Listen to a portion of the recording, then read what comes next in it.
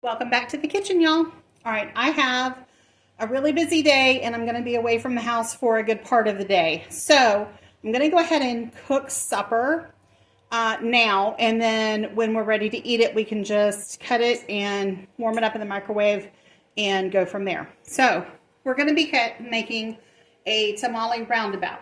Now, this recipe actually came from Peppered Chef originally. I've kind of adapted and made it my own along the way. Not a lot of changes to it. Now we're going to do cornbread. Use whatever your favorite cornbread recipe is. I hate to admit it, y'all. This recipe, my family loves that blue box cornbread. Not for every recipe that I do that has cornbread, but this particular one, they want that blue box cornbread. So we're doing 2 boxes. Each box is 1 egg and 1/3 cup milk. So we're doing 2 eggs and 2/3 cup milk. This is a really, really easy recipe that just everybody loves it. I take this to family functions, when we're doing potlucks with friends, anything like that. I take it and everybody wants the recipe. So we're just stirring that up. It doesn't matter what order things go in the bowl. You're just putting it all in the bowl and mixing it up. It's really, really easy.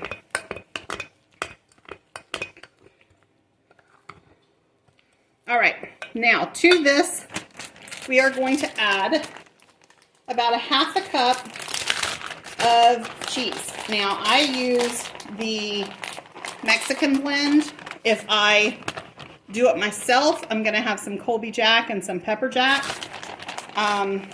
Whatever you want it shredded. Okay. You're also going to need about 1/2 cup of cheese for after or towards the end, because we're going to put some cheese on the tamale roundabout itself towards the end of the baking, just to get it melted down on it. Okay, there you go. Our cornbread's ready.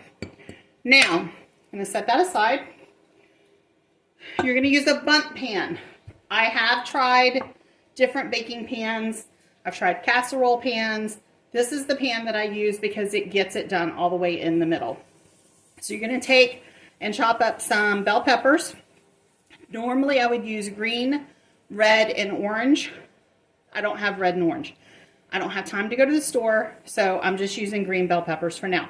You can chop up some jalapenos. You can add jalapenos to your cornbread mix. Make it your own. How many times do I say that, y'all? You want to spray your pan really well. The cornbread does not have enough fat in it to keep it from sticking. So spray your pan really well. Okay? We're going to set that aside. Now in my pan, I have browned 1 pound of ground beef. I added onions to it because I love onions. If you don't like onions, leave them out. Not a big deal. Once you have it browned, you're going to add your favorite taco seasoning. Packaged seasoning, homemade, doesn't matter. Whatever your favorite taco seasoning is. You don't want this too wet, okay? If there's extra liquid in there, drain it off.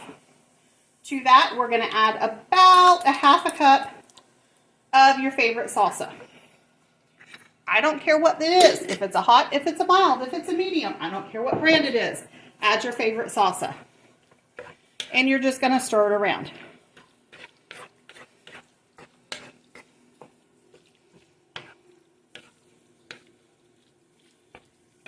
All right, back to our bundt pan.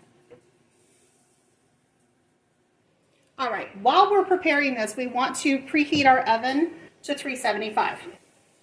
Now, we're going to take half our cornbread mixture, or as close to half as you can get. We're just going to spread it in our bundt pan. And yes, there are times that I add too much cornbread in the bottom. I don't have enough, and I have to add a 3rd box. So, not a big deal. Okay, to that,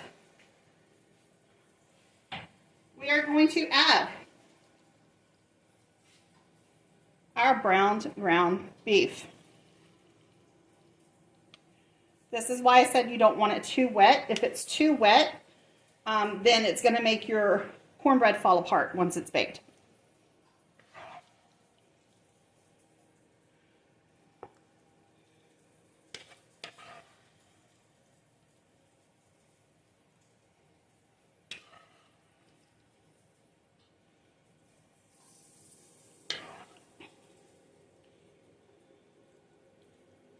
All right. Once you have your ground beef in there, you're then going to top it with the other half of your cornbread.